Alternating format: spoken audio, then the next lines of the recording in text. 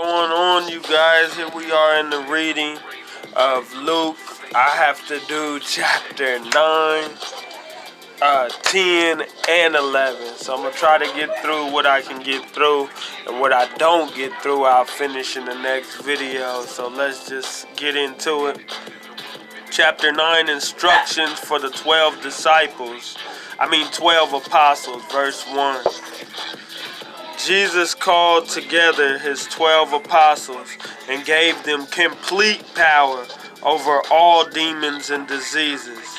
Then he sent them to tell about God's kingdom and sent them to heal the sick. He told them, don't take anything with you. Don't take a walking stick or traveling bag for food or money or even a change of clothes. When you are welcome into a home, stay there until you leave that town. If people won't welcome you, leave the town and shake the dust from your feet. As a warning to them, the apostles left and went from village to village, telling the good news and healing people everywhere. Herod is worried. Herod the ruler heard about all that was happening, and he was worried. Some people were saying John the Baptist had come back to life. Others were saying Elijah had come, or one of the prophets from long ago had come back to life. But Herod said, I had John's head cut off. Who is this I hear so much about? Herod was eager to meet Jesus. Jesus feeds 5,000. The apostles came back and told Jesus everything they had done. He then took them with him to the village of Bethsaida where they could be alone. But a lot of people found out about this and followed him. Jesus welcomed them. He spoke about God's kingdom and healed everyone who was sick. Later in the afternoon, the 12 apostles, where was I? Okay, verse 12. The 12 apostles came to Jesus and said, send the crowd to the villages and farms around here. They need to find a place to stay, something to eat. There is nothing in this place like a dessert. Jesus answered. He said, there's nothing in this place. It's like a desert. Jesus answered, you give them something to eat.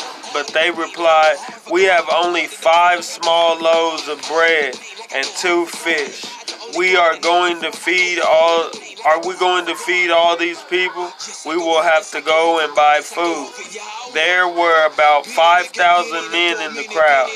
Jesus said to the disciples, tell the people to sit in groups of 50.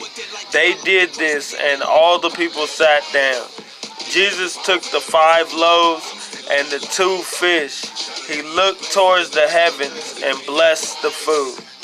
Then he broke the bread and the fish and handed them to his disciples to give to the people.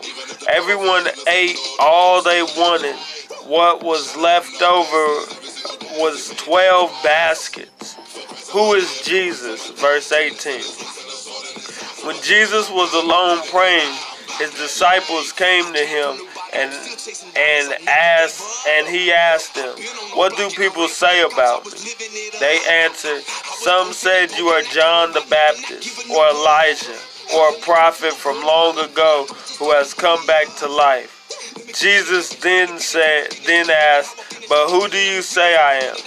Peter answered, you are the Messiah, sent from God. Jesus strictly warned his disciples not to tell anyone about this. Jesus suffering and death. Jesus told his disciples, the nation's leaders, the chief priests, and the teachers of the law of Moses will make the Son of Man suffer terribly. They will reject him and kill him, but 3 days later he will rise to life." Then Jesus said to all the people, "If any of you want to be my followers, you must forget about yourself. You must take up your cross every day and follow me." Wow, that's pretty powerful. Forget about ourselves. Shut down our selfish desires. Pick up our suffering cross, which is the suffering of preaching Jesus every day. If you want to save your life, you will destroy it. But if you give up your life for me, you will save it. What will you gain if you own the whole world but destroy yourself or waste your life? If you are ashamed of me and my message, the Son of Man will be ashamed of you when he comes in his glory and the glory of his Father and the holy angels. You can be sure some of the people standing here will not die before they see God's kingdom. Wow. The true glory of Jesus, verse 28. About 8 days later, Jesus took Peter, John, James with him and went up on the mountain to pray. While he was praying, his face changed and his clothes became shiny white. Suddenly, Moses and Elijah were speaking with him. They appeared in heavenly glory and talked about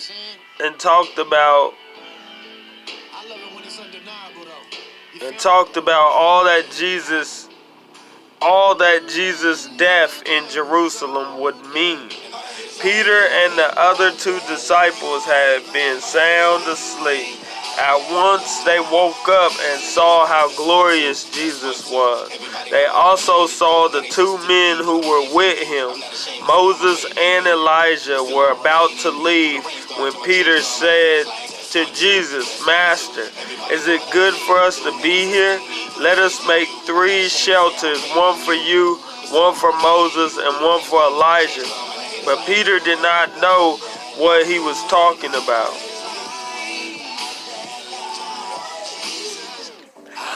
While Peter was still speaking, a shadow from a cloud passed over, and they were frightened as the cloud covered them.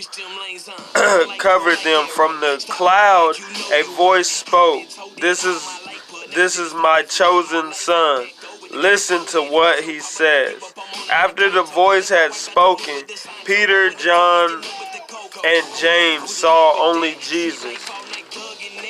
For some time they kept quiet and did not say anything about what they had seen. Jesus heals a boy. The next day, Jesus and his 3 disciples came down from the mountain and were met by a large crowd. Just then, someone in the crowd shouted, "Teacher, please do something for my son. He is my only child. A demon often attacks him and makes him scream. It shakes him until he foams at the mouth, and it won't leave him until it has completely worn the boy out. I begged your disciples to force out the demons, but they couldn't do it."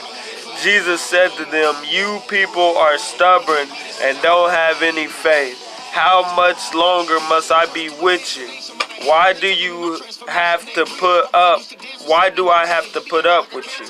Then Jesus said to the man, "Bring your son to me." While the boy was being brought, the demon attacked him and made him shake all over. Jesus ordered the demon to stop. Then he healed the boy and gave him back to his father. Everyone was amazed at God's great power. Jesus again speaks about his death. While everyone was still amazed at what Jesus was doing, he said to his disciples, verse 44, "Pay close attention to what I am telling you. The Son of Man will be handed over to his enemies." But the disciples did not know what he meant.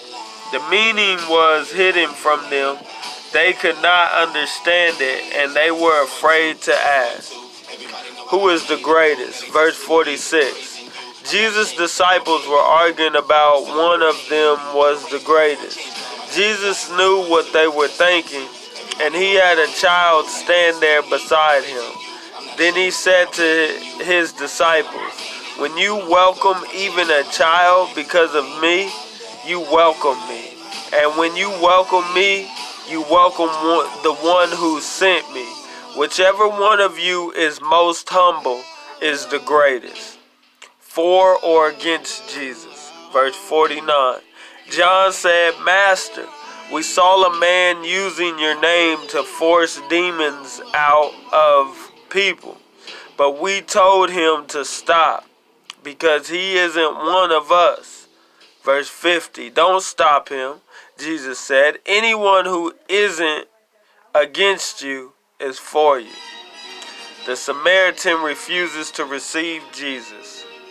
Verse 51. Not long before it was time for Jesus to be taken up to heaven, he made his mind to go to Jerusalem. He sent some messengers on ahead of the Samaritan village to get things ready for him. But he was on his way to Jerusalem, so the people there refused to welcome him. When the disciple James and John saw what was happening, they asked, Lord, do you want us to call down fire from heaven and destroy these people?" But Jesus turned and corrected them for what they had said. Then they all went on to another village. 3 people who wanted to be followers. Verse 57.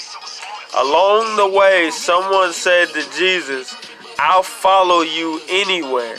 Jesus said, "Foxes have dens, birds have nests, but the Son of Man doesn't have a place to call his own." Jesus told someone else to come with him. But the man said, "Lord, let me wait until I bury my father." Jesus answered, "Let the dead take care of the dead. While you're going and telling about God's kingdom." Then someone said to Jesus, "I want to take care of things at my home." Jesus answered, "Anyone who starts plowing and keeps looking back isn't worth a thing to God's kingdom." Wow. That was verse 9, you guys. I'll be right back for chapter 10, and then we'll finish up chapter 11. So this was just chapter 9 finished. Wow.